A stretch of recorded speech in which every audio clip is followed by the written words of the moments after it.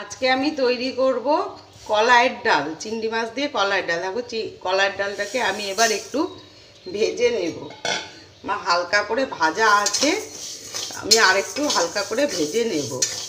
ভেজে নিয়ে তারপর আমি এটাকে প্রেসারে সেদ্ধ করে নেব। তোমরা দেখতে থাকো পুরো ভিডিওটা। ডালটা আমার হালকা করে ভাজা হয়ে গেছে, এবার আমি নামিয়ে নিচ্ছি।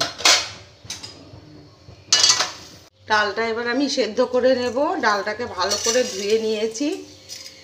আমি যতটা ডাল নিয়েছি তার ডবল জল দিয়ে সেদ্ধ করে নেব।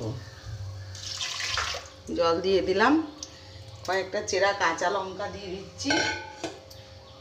এবার আমি এটাকে মুখ আটকে সেদ্ধ করে নেব।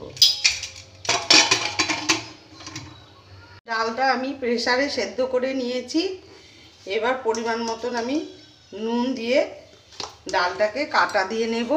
একটু গরম জল দিয়ে দিয়েছি। এবার ডালে আমি কাটা দিয়ে নিচ্ছি। এরপর ডালটাকে আমি ফোড়ন দেব। দেখো আমার কাটা দেওয়া হয়ে গেছে, ভালো করে ডালটা সেদ্ধ হয়ে গেছে। এবার সর্ষের তেলে আমি চিংড়ি মাছগুলো ভেজে নেব। চিংড়ি মাছগুলো ভালো করে ধুয়ে নুন হলুদ মাখিয়ে রেখেছি।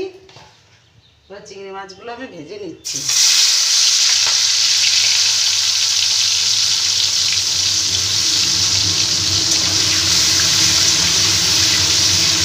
চিংড়ি মাছটা ভাজা হয়ে গেছে, এবার তুলে নিচ্ছি। তেলের মধ্যে আমি তেজপাতা, শুকনো লঙ্কা আর পাঁচফোড়ন দিয়ে দিচ্ছি। ফোড়নটা একটু ভালো করে ভেজে নেব। ফোড়নটা ভাজা হয়ে গেছে, এবার আদা বাটা আর জিরের গুঁড়ো দিয়ে দিচ্ছি। হলুদের গুঁড়ো দিয়ে দিলাম। আমি ডালের মধ্যে নুন দিয়েছি, তার জন্য আর নুন দিচ্ছি না। মশলাটা একটু কষিয়ে নেব। মশলার উপরে আমি একটু হিং দিয়ে দিলাম।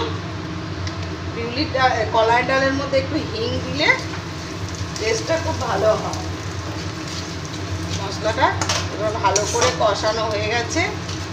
এবার ভাজা চিংড়ি মাছগুলো আমি দিয়ে দিচ্ছি।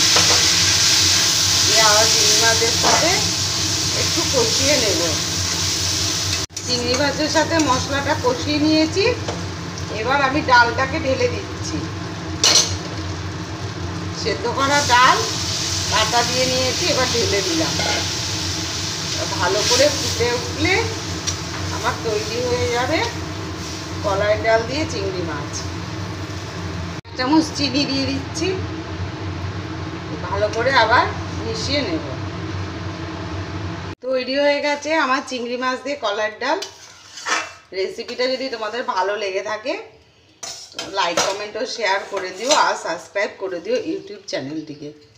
দেখো এইভাবে তোমরা একবার চিংড়ি মাছ দিয়ে কলাইয়ের ডাল করে দেখো, তোমাদের খুবই ভালো লাগবে। এর সাথে গন্ধরাজ লেবু দিয়ে খেতে দারুণ লাগবে ভাতের সাথে। একদিন তোমাদেরকে আমি মাছের মাথা দিয়ে কিংবা লাউ দিয়ে করে দেখাবো। দেখো খুব সুন্দর গাঢ় গাঢ় হয়েছে ডালটা। গরম ভাতের সাথে একদম দারুণ লাগবে খেতে। এইরকম কলাইয়ের ডাল খুব সুন্দর লাগবে। গন্ধরাজ লেবু নেবে এর সাথে, অসাধারণ লাগবে খেতে।